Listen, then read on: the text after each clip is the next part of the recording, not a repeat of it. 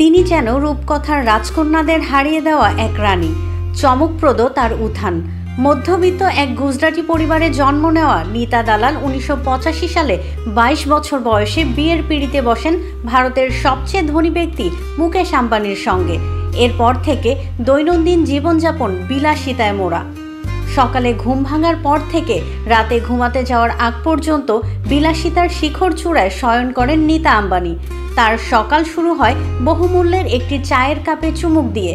চা খাওয়ার জন্য যে ক্রোকারি সেট তিনি ব্যবহার করেন তার দাম 1.5 কোটি রুপি। প্রতিটি আইটেমে 22 ক্যারেট সোনা ও প্লাটিনাম বসানো। এক একটি কাপের দাম 3 থেকে 4 লাখ টাকা। সেটটি তিনি কিনেছিলেন জাপানের সবচেয়ে পুরনো লাক্সারিয়াস একটি ক্রোকারিজ ব্র্যান্ড নোরিতাকে থেকে। যে খাওয়ার পানি নীতা আম্বানি পান করেন সে মিনারেল ওয়াটারের প্রতিটি 750 মিলিলিটার বোতলের দাম $60,000। সুদূর ফ্রান্স এবং ফিজি থেকে আসা এসব পানিতে 5 গ্রাম সোনার ছাই মেশানো থাকে, যা মানবদেহের জন্য খুবই উপকারী।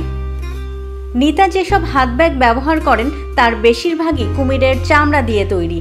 পৃথিবীর সবচেয়ে দামি লেদার ব্র্যান্ড স্নেল, গয়ার্ড এবং জিমিচু কোম্পানির কয়েক লাখ থেকে শুরু করে কয়েক কোটি পর্যন্ত দামের ব্যাগ তিনি ব্যবহার করেন।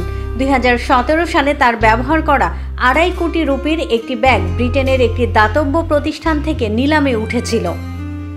লাখের নিচে নীতা আম্বানির কোনো জুতা নেই।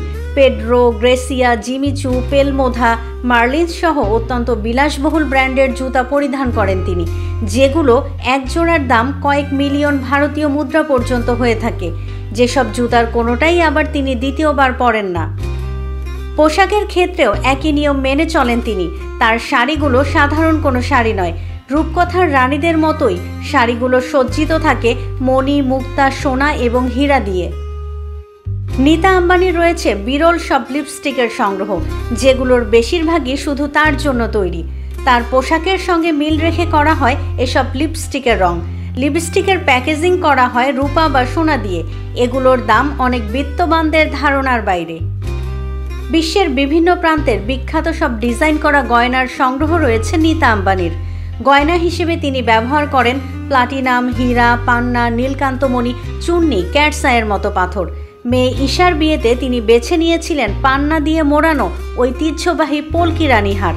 সম্প্রতি পুত্র অনন্তের বিয়েতে পরেন বেশ কিছু হীরার টুকরা এবং 2টি বড় বড় সবুজ পান্নার একটি গয়না। সে চেনে পান্নার যে খণ্ড ব্যবহার করা হয়েছে তা বিশ্বের সবচেয়ে বড়, নিখুঁত এবং দামি পান্নাগুলোর একটি। গলার এই হারটির দাম 400 থেকে 500 কোটি টাকার মাঝামাঝি। বিশ্বের বহু দেশের জিডিপিও এর চেয়ে কম। হাতঘড়িও তার ভীষণ পছন্দ। Bulgari, Cartier, Rado, Gucci, Calvin Klein সহ অতি বিলাসবহুল ঘড়ি ব্যবহার করেন তিনি।